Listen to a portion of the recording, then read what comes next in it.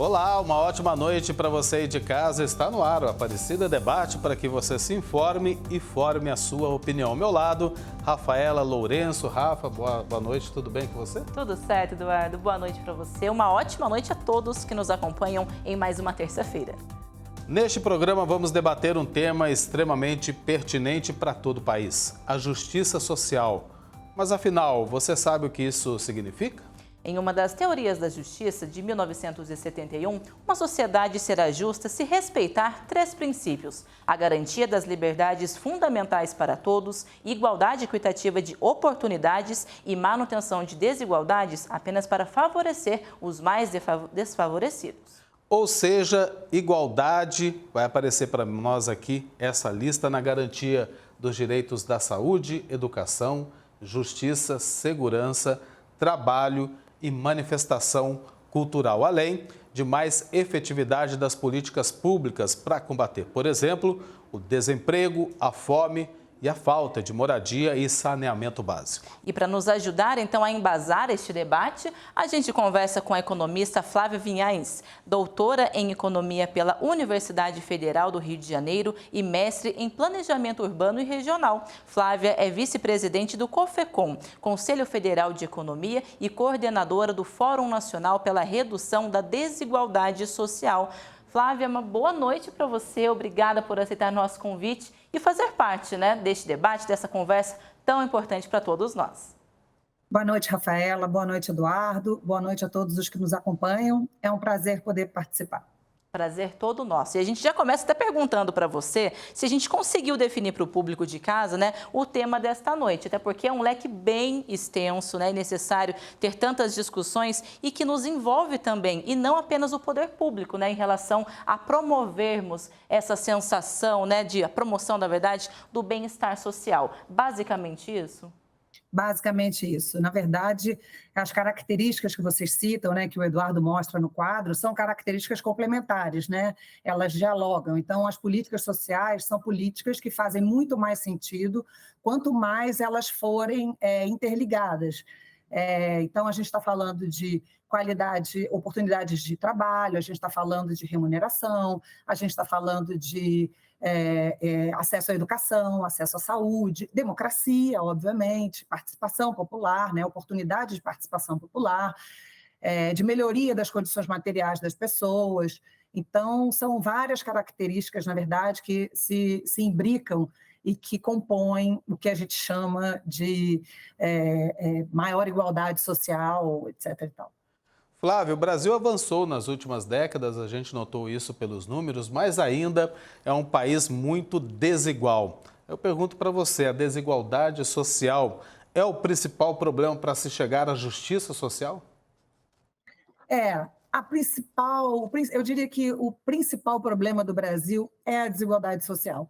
É claro que existem vários fatores que levam a isso, e a gente não vai conseguir combatê-los todos ao mesmo tempo, mas é fundamental que a gente avance no combate de todas as questões que trazem como consequência essa desigualdade, Então, por exemplo, para ficar bem claro para o público que nos acompanha, para não ficar uma coisa abstrata de conversa de economista, é fundamental que o mercado de trabalho absorva as pessoas, que as pessoas tenham oportunidades de trabalho, que a remuneração dessas pessoas seja uma remuneração justa.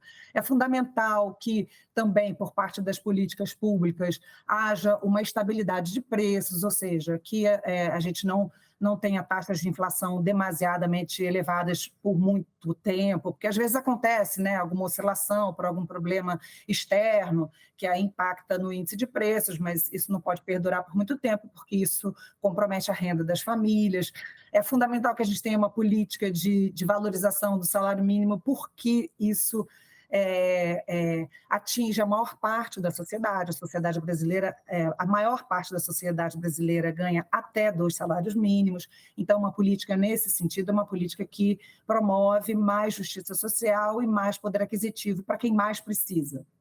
Exato, né? Você falando dessa questão do salário, né, do salário mínimo, né, uma seguridade também social. Além de termos instituído o próprio salário mínimo, também temos aí o seguro-desemprego, né, Flávia? Programas como o Bolsa Família, por exemplo, é uma ação de justiça social? A gente pode falar que é eficaz quanto à transferência e distribuição de renda no nosso país? Como que você analisa essa questão? É fundamental, porque a gente sabe que o mercado de trabalho, ele não dá, ainda que a principal renda das famílias, né, dos domicílios, seja a renda do trabalho, mais de 75% da renda, que a gente chama da renda das famílias, é composta por salário, né? Nem sempre a gente pode garantir que todo mundo esteja no mercado de trabalho, que todo mundo esteja trabalhando, por diversos motivos, né? A gente pode dizer que às vezes não tem vagas disponíveis, tem momentos de recessão, né, que eventualmente as pessoas não possam ser absorvidas pelo mercado de trabalho. Esses momentos acontecem na economia, né? Mas pode ser também que as pessoas tenham dramas pessoais ou momentos, né, na vida de cada um, que a pessoa não conseguiu se integrar no mercado de trabalho naquela oportunidade. Então, esses programas de transferência social, né, que são fundamentais para esses momentos, fazem com que as pessoas não vivam numa situação de extrema miséria, inclusive comprometendo as próximas gerações, né? A gente sabe que quando os pais vivem em situação de extrema miséria, isso compromete também o desempenho dos filhos na escola, que vão ter que trabalhar ao invés de estudar, que vão se alimentar mal. Então, isso pode potencializar, se essas pessoas ficarem nessa situação muito degradante, né, uma pobreza intergeracional, né? Então, você não consegue romper com isso, né? A gente sabe que as pessoas que têm melhores rendimentos são as pessoas que têm mais acesso ao ensino, ao estudo. Então, essas coisas estão todas muito interligadas. Se a gente puder romper, né, com esses mecanismos, né, de empobrecimento, né, e de degradação da sociedade, isso é fundamental, né, porque às vezes é um momento e depois a pessoa já consegue uma inserção no mercado de trabalho, já sai do Bolsa Família. Enfim, são programas muito, muito importantes, que sejam conjugados, trabalhem juntos, né? É mercado de trabalho, é previdência, como você tinha falado, é assistência social, é educação. Então, é muito fundamental que tudo isso esteja interligado. Ô Flávio, eu quero seguir nessa linha que você está tratando aí, até porque desde que quando começou, lá no início do ano 2000, o programa Bolsa Família sempre foi muito classificado como um assistencialista, né? Quando que ele deixa de ser assistencialista para verdadeiramente cumprir com o seu papel de fazer essa promoção social, mais igualdade no nosso país? Na verdade, o assistencialismo faz parte de uma estrutura de proteção social, né? O assistencialismo não no sentido pejorativo, como as pessoas se referem, né? Mas as políticas de assistência social. Vamos combinar que isso tem na Europa inteira, né? Quando as pessoas falam assim, o primeiro mundo, o primeiro mundo é primeiro mundo também, né? Os países desenvolvidos também são desenvolvidos porque tem muitas políticas sociais, fazem assistencialismo no melhor dos sentidos, né? Que são vários programas, inclusive mais programas do que a gente tem aqui. Então, esses programas são programas, repito, né, que impedem que as pessoas fiquem numa situação de muita vulnerabilidade, né, em determinados períodos, e que depois elas possam se recompor e voltar a entrar na economia com um emprego com melhor rendimento, né, com poder de consumo, com melhor qualidade de vida, e proporcionando isso para os filhos, para evitar que essa vulnerabilidade passe por gerações, né, se perpetue por gerações, né, porque senão você não tem mobilidade social, né, os pobres serão sempre pobres, os ricos serão sempre ricos, né, se você não der a possibilidade das pessoas mais vulneráveis ascenderem ao ponto de terem acesso à saúde, à educação, à qualidade de vida, a bens de consumo, né, a lazer, a cultura, isso tudo é fundamental, né, para construir a cidadania, né? Claro, com certeza. E pegando até mesmo o gancho do mercado de trabalho, né, que a senhora falava neste momento, o Brasil encerrou 2023 com uma taxa média de desemprego de 7,8%. É a menor em quase 10 anos. Recorde para o número de empregados, porém, a gente sabe que mais de 8 milhões de pessoas ainda estavam desocupadas até dezembro, né, de 2023. Como analisar também este atual cenário, agora o início, né, de 2024, perspectivas para este ano também? O mercado de trabalho, ele está muito relacionado com a atividade econômica, né? Então, quando você melhora a atividade econômica, né, nós economistas falaríamos assim, quando o PIB cresce, né, tem variações positivas de PIB, né, isso também tem um impacto no mercado de trabalho, porque, claro, se a economia está mais aquecida, ela tende a absorver mais os trabalhadores nas suas atividades, né, na indústria, no comércio, na construção civil, enfim. Então, a gente observou que a taxa de desemprego, né, veio caindo, e agora a gente teve uma das menores taxas de desemprego a menor desde 2014 para esse último trimestre, né, de 2023. Mas a gente já vem observando uma queda do desemprego no ano passado, por exemplo, né? E a gente teve picos, né, de desemprego, sei lá, 2021, a gente chegou a 14,9 de taxa de desemprego, né?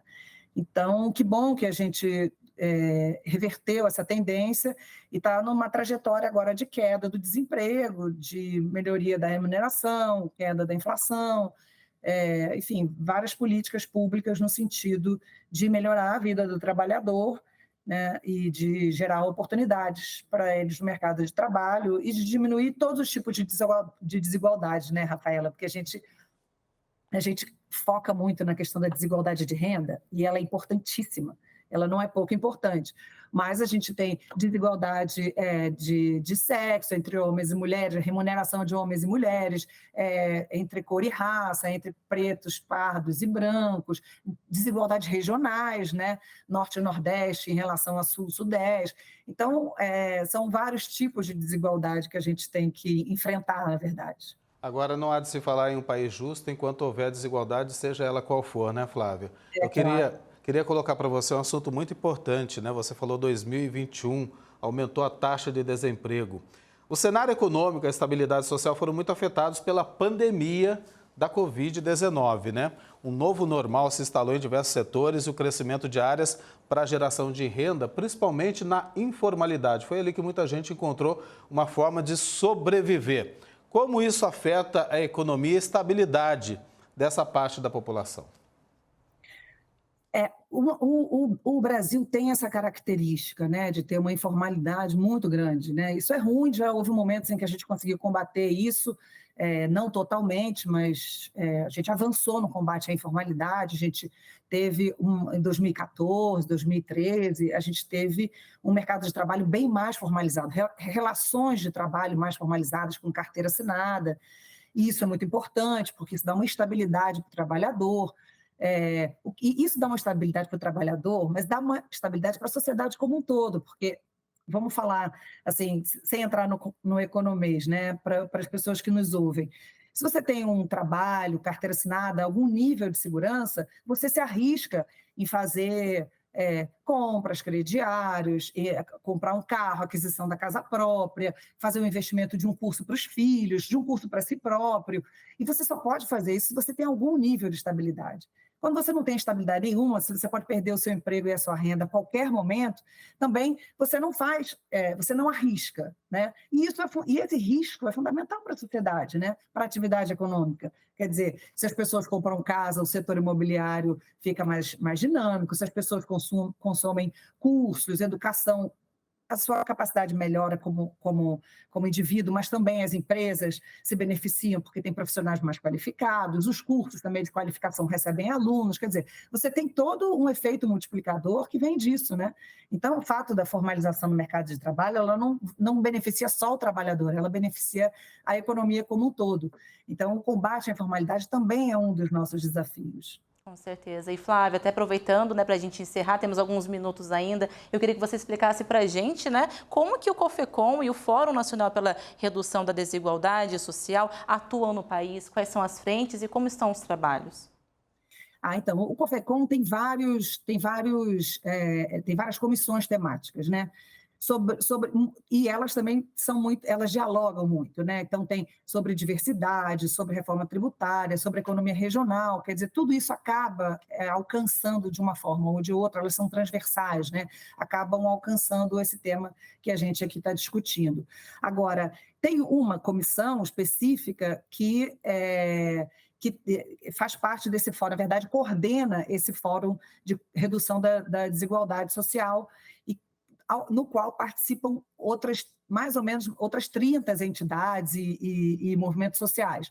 Então, a gente se reúne com uma periodicidade, bem assim, mês e meio, a gente debate vários temas, né? A gente lança documentos, publicações, a gente estreita o nosso diálogo com o legislativo, a gente vai na Câmara, a gente fala com ministros que nos recebem, né? Para a gente colocar as nossas propostas, as nossas ansiedades e nos oferecer para travar esse debate junto à sociedade e aos representantes dessa sociedade democrática.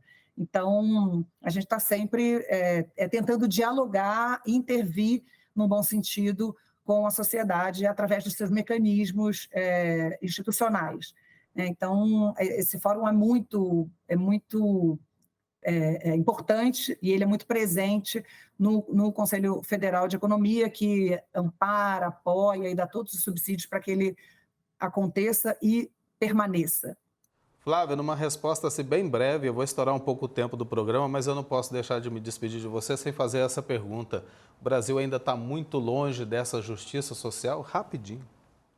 Eduardo, mas isso não importa. O que importa é que a gente caminhe em direção a ela. Se a gente caminhar em direção a ela, se a gente se mover no caminho certo, é esse o nosso papel. Quando a gente vai chegar lá, eu não posso te dizer, eu não sei te dizer, porque a história ela é feita de avanços e retrocessos, né? Então, às vezes parece que vai ser rápido e às vezes parece que vai demorar. Então, eu não saberia te dizer em quanto tempo, mas o que é importante é que a gente avance em direção a ela. Esse é o nosso papel. Então, que a gente continue avançando sempre em frente, nunca para trás. Muito obrigado, viu, Flávio? Um abraço para você. Sua participação foi muito importante para todos aqui no Aparecido Debate. Eu que agradeço, Eduardo e Rafael. Obrigada, Flávia. Estamos de volta com a Aparecida Debate sobre justiça social. No bloco anterior, fizemos uma introdução sobre o tema analisando a desigualdade social existente no país voltada para o aspecto econômico. Agora, a gente vai na base, educação.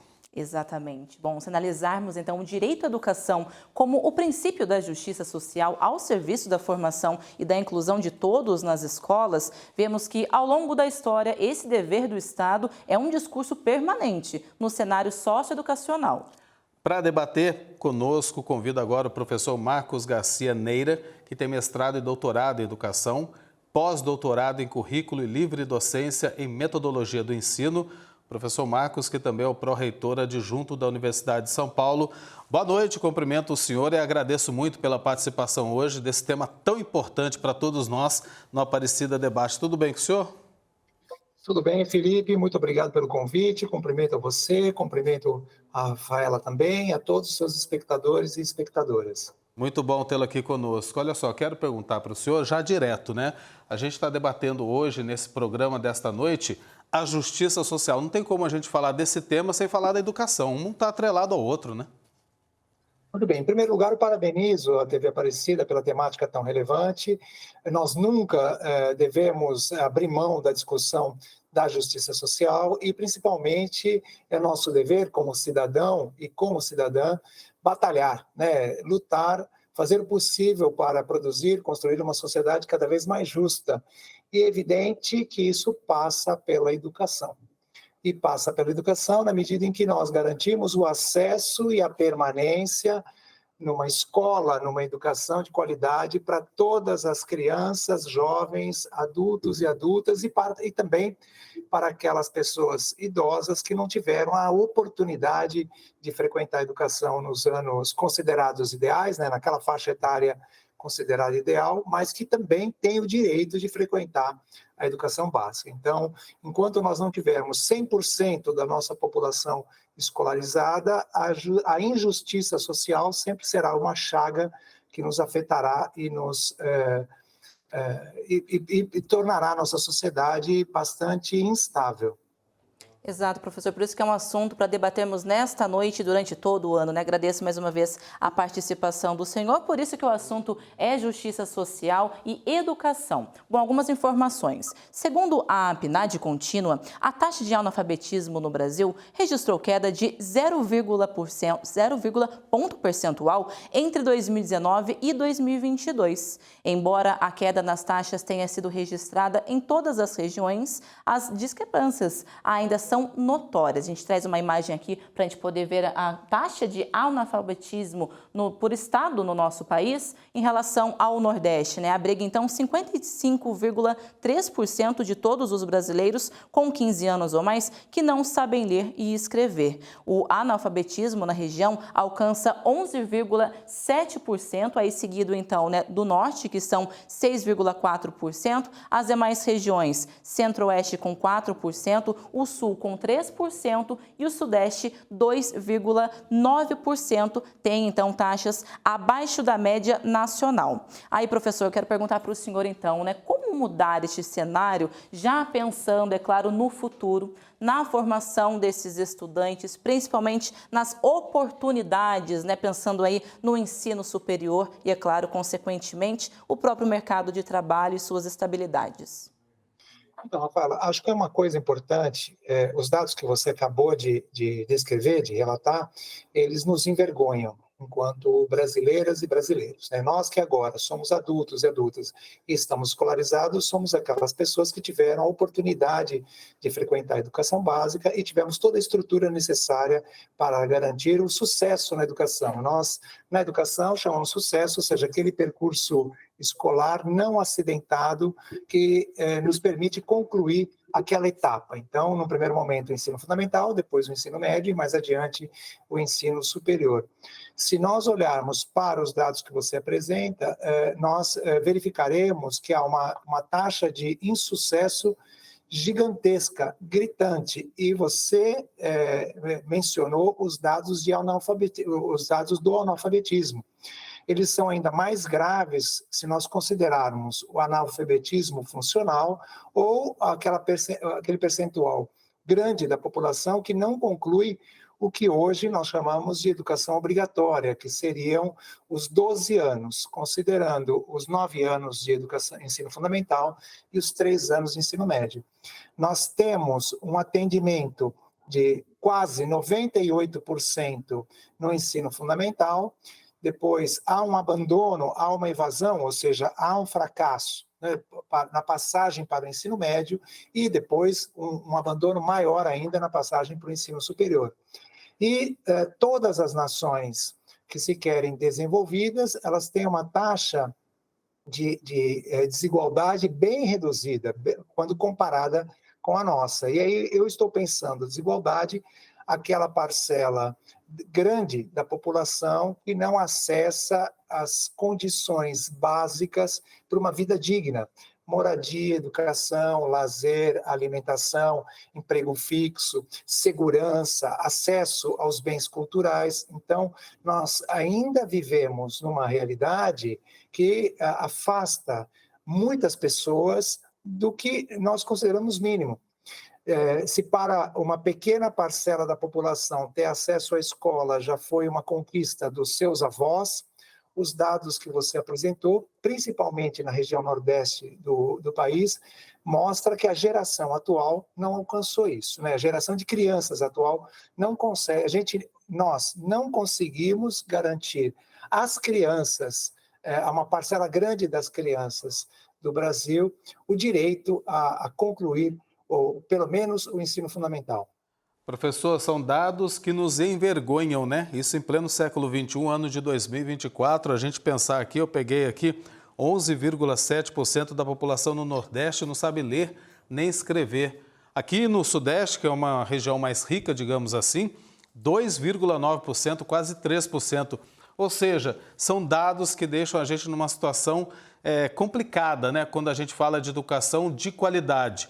É justamente isso que eu queria perguntar para o senhor citou essa questão.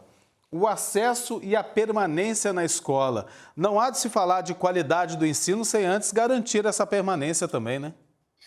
Perfeito. Veja bem, Felipe, há uma questão muito grave nesses dados que eles mostram pessoas que estão absolutamente fora de um projeto de futuro da sociedade contemporânea, em que todas as pessoas precisam dominar uma quantidade X de conhecimentos, né? Então, como é que nós fazemos para fazer esses conhecimentos e essas habilidades chegarem a todas as pessoas? Apenas unicamente através de uma educação de qualidade. E educação de qualidade é até um discurso que se repete muito, né? Mas é importante dizê-lo para que mais pessoas tomem consciência da gravidade da situação. Educação de qualidade, ela acontece quando nós temos boas condições de oferta, o que significa professores que estão fixos nas suas unidades escolares, professores e professoras bem remunerados, com planos de carreira e com condições de trabalho. E mais ainda, famílias que podem abrir mão do trabalho infantil. Por incrível que pareça, dizer essa frase no século XXI, ela chega até a ser ofensiva, quando nós temos esta realidade, ou seja, muitas famílias, em certo sentido, precisam que as crianças e jovens se insiram naquele tipo de trabalho mais precarizado possível, porque dependem desta pequena contribuição no seu sustento. Então, há que se pensar em políticas públicas que fixem as crianças nas escolas, os jovens nas escolas. Então, recentemente, nós assistimos aí a criação do pé de meia, né? Ou seja, uma política pública que procura não só fixar o jovem do ensino médio na escola, como também garantir que esse jovem tenha, assim que terminar a educação básica, tenha condições de ingresso na universidade com alguns recursos mínimos necessários, né? Porque também se engana aquele que pensa que, mesmo que a universidade seja pública, que ela não tem um custo para a pessoa que a frequenta, né? Ela também exige que essa pessoa abra mão do mercado de trabalho, em certo sentido, para que possa frequentar e, mesmo que essa pessoa tenha qualquer tipo de apoio, algum gasto é sempre necessário. Então, é fundamental que os nossos governantes, eu vou dizer assim, que o nosso Estado, né, que o Estado pense em maneiras de fixar as crianças e jovens na escola, de garantir que todos que ingressam no primeiro ano do ensino fundamental, e antes disso, né, todos aqueles e todas aquelas que ingressam na educação infantil, que possam concluir o ensino médio e que possam ingressar na universidade, se isso fizer parte dos seus projetos de vida, porque nós também temos que pensar que a educação básica ela tem que ter uma qualidade tal que mesmo aqueles e aquelas que optem por não ingressar na universidade, que se insiram no mercado de trabalho e que possam desempenhar funções que os tornem pessoas felizes também. Ou seja, também precisamos combater um pouquinho essa ideia de que todo mundo precisa ir para a universidade. Nós precisamos oferecer vários caminhos para que as pessoas escolham, entre os caminhos que estão à disposição, escolham aqueles em que elas pensam que poderão realizar seus projetos de vida.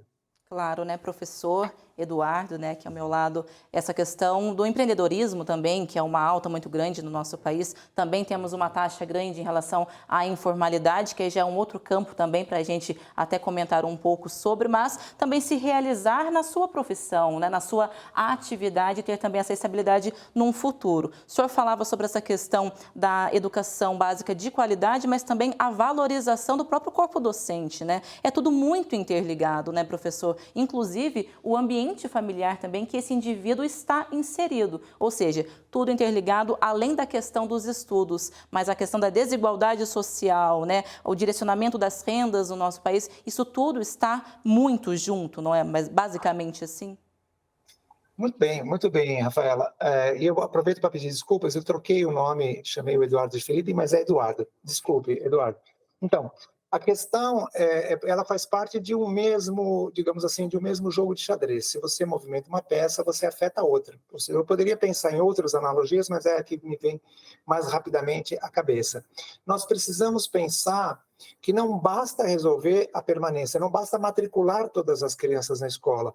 Nós precisamos pensar na valorização do professor e da professora.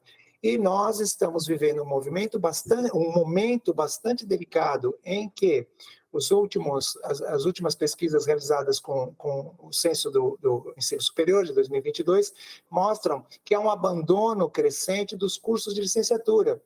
Imaginem vocês, jovens que tinham o desejo de cursar a universidade, ingressam nos cursos de licenciatura, inicialmente pensando em ser professores ou professoras, atuar na educação básica, e as condições de trabalho, elas são tão desanimadoras, e o reconhecimento da sociedade, a valorização salarial são tão desanimadores que acabam contribuindo para o abandono, ou seja, são sonhos que se rompem.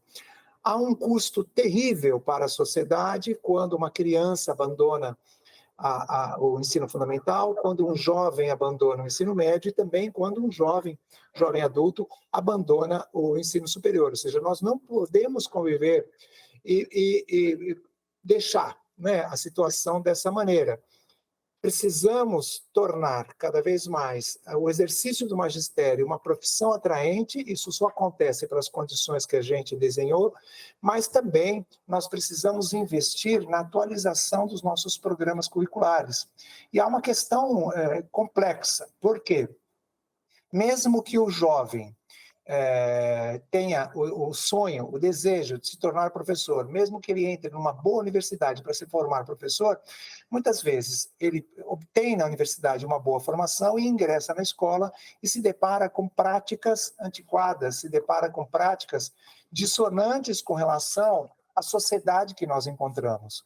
Então, se nós pensamos numa educação a favor da justiça social, nós também teremos que investir na reorientação dos currículos, dos programas curriculares, daquilo que efetivamente se faz na escola e se ensina na escola. Nós não podemos receber as crianças e jovens do século XXI com práticas, com saberes, com conhecimentos e com visões do mundo que foram nutridas, produzidas ao longo do século XX. Então, o jovem do século XXI, a sociedade do século XXI, demanda saberes e demanda formas de intervenção que muitas vezes a escola ainda não deu conta. Porque um professor, uma professora que se ocupam das 7 da manhã, às vezes até às 11 da noite, entre as tarefas de casa e as tarefas laborais, esse professor e essa professora ficam com poucas condições para investir na sua formação. Então, não são poucas, né, os professores e professoras que têm jornada tripla. E, às vezes, um fenômeno bem recente não é simplesmente duplicar a jornada na escola, né, que é algo que foi bem comum nos anos 80, nos anos 90 e nessas 2 primeiras décadas. Nós já temos, né, as pesquisas vão mostrando professores e professoras que, sim, exercem o magistério num dos períodos do dia e no outro período do dia ocupam o dia com profissões, com exercícios laborais que não têm a ver com o magistério. Vocês estão afastados da escola, porque muitas vezes são ocupações profissionais que remuneram melhor e, obviamente, esse professor, essa professora precisam encontrar meios de subsistência. Então, agora eu queria só queria falar para o senhor o seguinte, parabenizá-lo pela profissão que o senhor tem, né, de grande responsabilidade, por ensinar as nossas crianças, adolescentes, jovens e adultos. E falar o seguinte, eu sou do tempo ainda, professor, quando eu estava lá no colégio, no ensino fundamental, que era primário, o pessoal falava na época, que professor era uma profissão concorrida e disputada, e de elite, digamos assim. Todo mundo queria ser professor, né? Hoje em dia é herói para conseguir sobreviver, dar aulas praticamente durante todo o dia e ainda estar ali preparando as suas aulas. Realmente é uma responsabilidade muito grande, precisa dessa valorização, não só salarial, mas também capacidade e capacitação para dar as aulas, né? Só queria encerrar com o senhor, eu tenho um tempinho ainda, uns minutinhos ainda, mas não poderia encerrar sem fazer essa pergunta em relação às cotas raciais. Qual a opinião do senhor do acesso para o ensino superior? Então, nós precisamos, passando também, né, pela ideia da justiça social, nós precisamos cada vez mais que todas as instituições, todos os segmentos da sociedade se vejam bem representados em todas as instituições.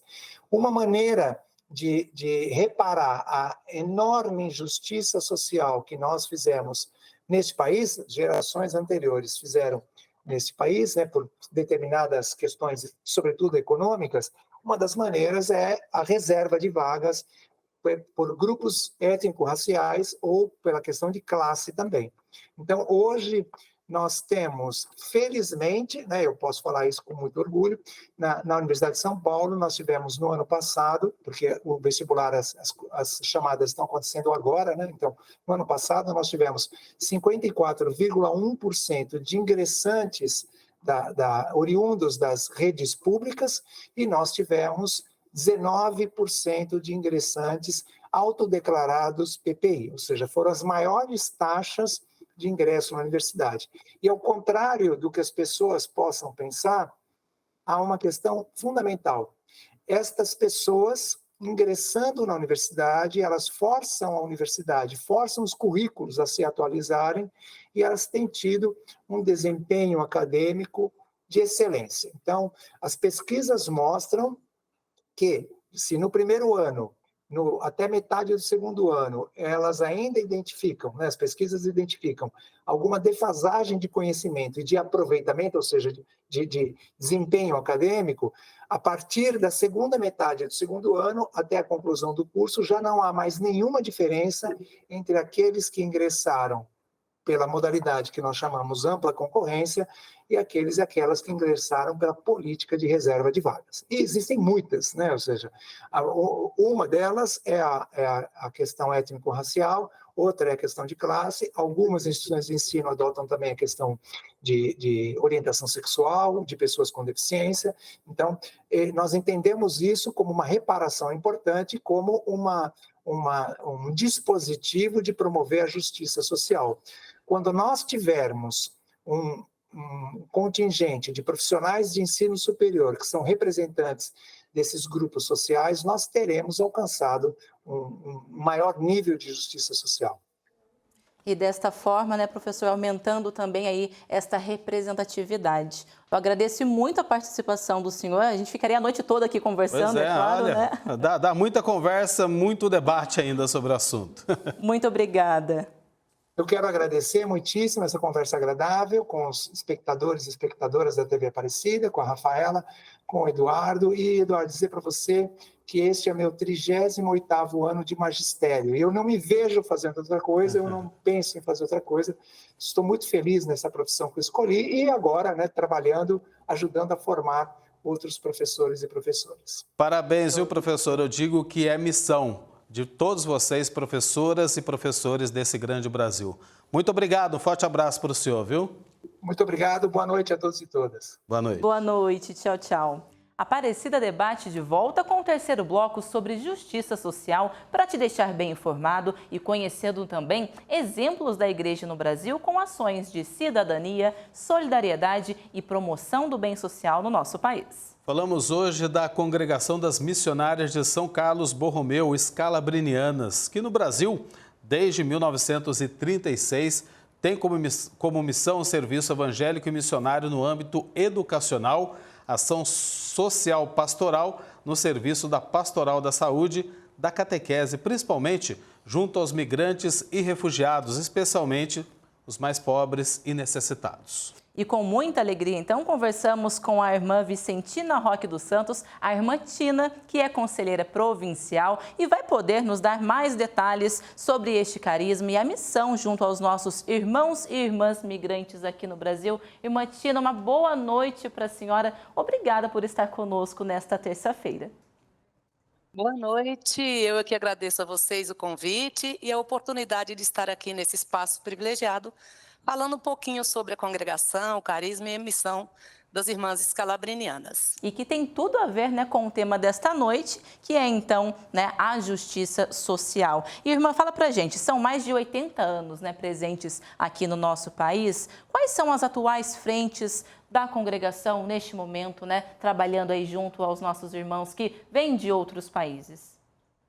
Ela, de fato, fazendo uma pequena correção, a congregação tem 128 anos praticamente de fundação. E desde então nós estamos no Brasil trabalhando em diversas frentes de missão. Nós temos A missão sociopastoral nossa compreende trabalhos no setor de educação, trabalhamos também na saúde, né, em hospitais, em CAPs, e, assim, particularmente, respondendo ao carisma, nós trabalhamos com a situação de pessoas em situação de mobilidade humana, ou em situação de migração e refúgio. Agora, irmã, eu queria perguntar o seguinte para a senhora. A senhora tem essa ligação, essa missão das irmãs há muito tempo aqui no Brasil, convive bem de perto com essa realidade. Qual que é a carência principal dessas pessoas que a senhora sente aí nesse contato? Olha, para que a gente possa entender um pouquinho a situação migratória, normalmente nós temos diversos tipos de pessoas e de situações de migração. Mas o que mais nos afeta e o que mais afeta o migrante são aqueles que migram por duas situações bastante particulares, ou por situações econômicas, ou por situação de terem que sair obrigatoriamente de seu país de origem, de sua região, de seu estado, por condições outras adversas, como condições de guerra, conflitos, ou mesmo condições naturais, quando algum desastre natural acontece. Isso também gera uma onda, pode ocorrer uma onda de migração. E, particularmente, os migrantes chegam, se não forem aqueles que vêm em condições privilegiadas, porque também tem aquela migração, que a pessoa vem por questões de estudos, de trabalho, e que já tem uma situação mais ou menos organizada. Porém, o migrante com o qual nós mais nos dedicamos e que a igreja tem um olhar todo especial, é para o migrante mais pobre, aquele mais carente, aquele que chega em condições mais adversas do que aqueles que vêm com a situação mais programada. Então, no caso da congregação escalabriniana, nós estamos nessa fronteira, onde tem um migrante que chega, às vezes necessitando de trabalho, de residência, de se colocar também na sociedade, e chega desprovido de muitos recursos. Então, a gente procura atender o migrante na sua totalidade, na sua integralidade. Exato, né, irmã? E a gente sabe que o povo brasileiro, ele é acolhedor, né? Apesar de que, infelizmente, também sabemos que há um preconceito também enraizado ainda, né, aqui no nosso país, que tem que ser quebrado dia a dia. Quanto a esses migrantes que são acolhidos, então, pela congregação, uma das unidades, né, o foco é justamente na capacitação, né? Tentar trazê-los aí oportunidades para a profissionalização e a inserção no mercado de trabalho. Qual que é o foco de vocês? Como que funciona também essa parte do serviço da congregação?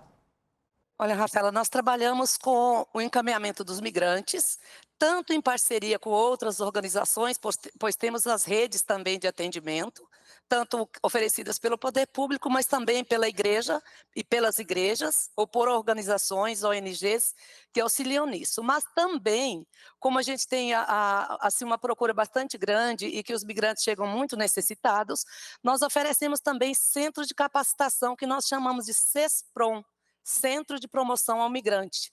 E ali nós oferecemos desde a documentação, encaminhamento para emprego, mas também essa parte de preparação para o mercado laboral, como você disse. Porque muitas vezes o migrante chega e ele não fala o idioma local, ou ele não conhece as condições culturais locais, e nós procuramos, através dos centros de promoção ao migrante, possibilitar a ele que ele se insira de uma maneira menos traumática na comunidade, no local, na cidade, no país de chegada. Interessante, irmã Tina, até para pegar esse exemplo do trabalho que vocês realizam com os migrantes, porque quando a gente fala em justiça social, a gente não está falando apenas do brasileiro nato, aquele que nasceu aqui, mas aquele que vive no país, né? E o migrante faz parte para estender essa justiça social para todo o Brasil, né? Isso, e nesse sentido, nós trabalhamos, a congregação trabalha também com deslocado interno, que seria um migrante que vem de uma região para outra, deslocando dentro do próprio país e que às vezes sofre e passa pelas mesmas privações que qualquer outro.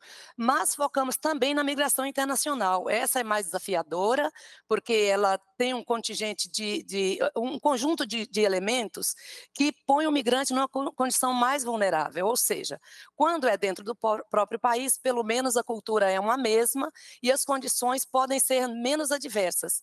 Porém, quando o migrante é um refugiado, um migrante que está vindo de outro país, de outra realidade, ele chega no país e está desprovido praticamente de tudo, inclusive muitas vezes do próprio idioma.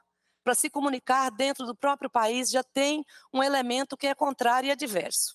Então, nós trabalhamos também, nós focamos com o migrante nacional, ou aquele deslocado interno, mas muito mais um foco muito grande no migrante internacional, porque nos centros onde nós temos tanto os centros de formação quanto os centros de acolhida que temos no Brasil e em outros países, nós recebemos migrantes, às vezes, de todas as partes do mundo, e com idiomas diversos, com cultura diversa, e procuramos facilitar a vida do migrante para que ele tenha essa migração, esse deslocamento, seja o menos traumático possível. Claro que nós sabemos que muitas vezes é muito traumático, mesmo tendo essas redes de apoio.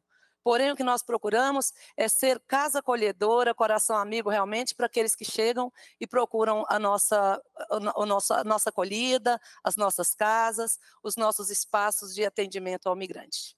É esse coração amigo que faz total diferença, né, irmã, neste momento de tantas novidades, né, de busca também de uma nova vida. E a senhora falava essa questão da língua, né, também oferecer, né, essa parte dessa capacitação, o aprender o português, aprender aqui a nossa língua e também em todos os outros âmbitos. E a senhora falava dessa questão da migração também interna. Qual é o cenário hoje de atendimento? É o menor número, então? São mais imigrantes, né, de outros países? Mas como que fica também de acolher os brasileiros num momento talvez de mais dificuldade, que eles estão numa situação de vulnerabilidade social, né? Papa Francisco nos pede para sermos igreja em saída, ir de encontro, né, aos nossos irmãos. Como que fica essa parte também?